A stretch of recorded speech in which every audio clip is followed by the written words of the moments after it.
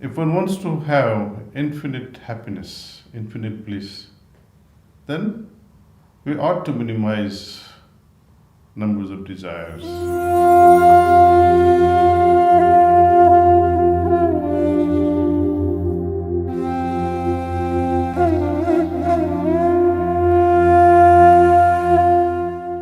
How to lead a life cheerfully? One simple answer that comes to my heart is to always living in the present. We should not allow our life to get bogged down by our past conditioning, past experiences.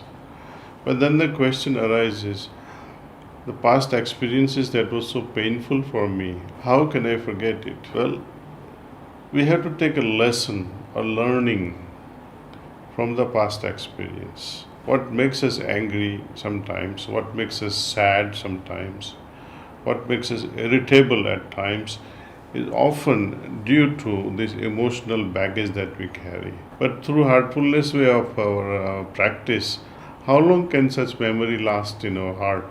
Not very long.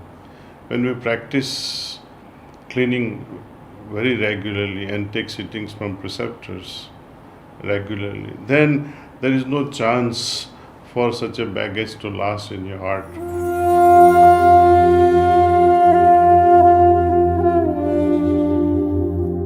We get rid of this baggage of emotional baggage, and when we free up this space inside, I think you can expand it for better qualities, you see. And as we become better and better with these things, you become, I think, so sensitive that even the very thought of getting angry will upset you, will disturb you. So you cannot get angry. It's not that you will not, you cannot. You lose this ability slowly and slowly, automatically, without planning to become kinder or loving or compassionate. You automatically become that.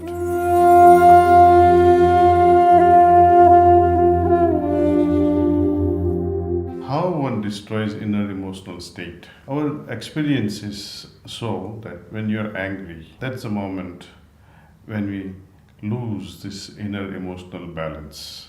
That happiness seems to simply disappear in fit of anger. And when does anger appear in the heart? When certain things are happening against your will or against your desire. If one wants to have infinite happiness, infinite bliss, then we ought to minimize numbers of desires, from more and more of it to less and less, and finally, if possible, to zero. Make peace with yourself.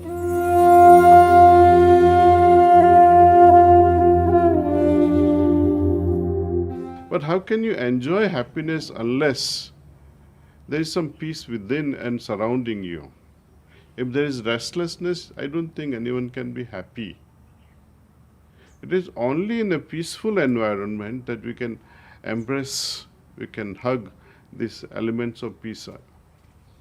And peace is not possible, according to Lord Krishna, unless and until you develop a contemplative mind. And he questions Arjuna, how can you arrive at such a contemplative mind unless you have a focused mind? How can you arrive at a focused mind? How can you regulate your mind? Unless and until you meditate. So my urge, my constant urge to all of you is to connect these dots. That unless and until I meditate, I will not be able to regulate my mind. If I cannot regulate my mind, I cannot remain focused. If I cannot remain focused, I cannot become contemplative.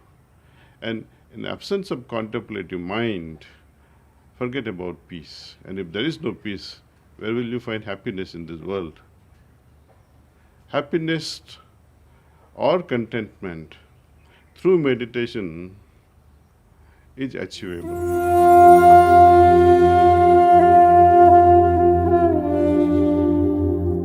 Likewise, Newton, he was relaxing under an apple tree.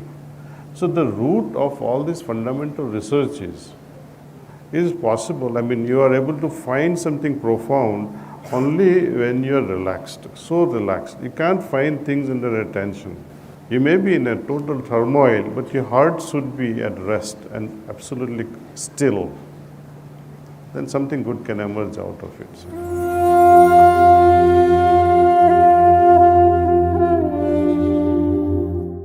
How to vaccinate ourselves against, for example, anger, sadness, anxiety, depression, all kinds of mental disorders. Because once you are gripped by anger or sadness, it's very difficult to get out of it at that moment.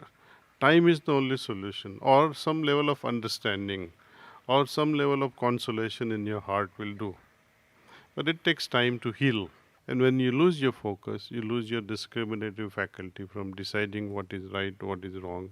So, especially when you are angry, don't make a decision in haste.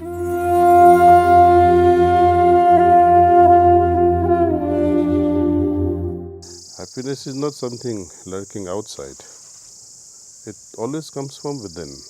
Happiness is contentment, is a product of something that happens within ourselves, you see. Happiness is a result of a spiritual attainments from within. And these spiritual attainments can never be outside. It's again a byproduct. That's why we feel it that yes, happiness can come only from inside.